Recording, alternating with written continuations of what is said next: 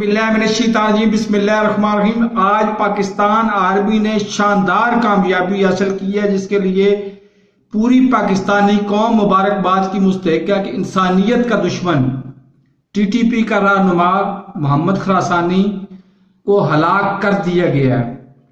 तो ये बड़े मुबारकबाद की खबर है और इस पे हमें बाकायदा खुशी मनानी चाहिए कि वो पाकिस्तानी कौम का दुश्मन था, पाकिस्तान के आम अवाम मासूम बच्चों का दुश्मन था, गरीब अवाम का दुश्मन था, जिसने बेपनाह खुदकुश हमले किए इधर टीटीपी ने, और जिसमें बिल्कुल बेगुनाह गैर मुतलका हुकूमत से गैर मुतलका और गरीब अवाम मारे गए।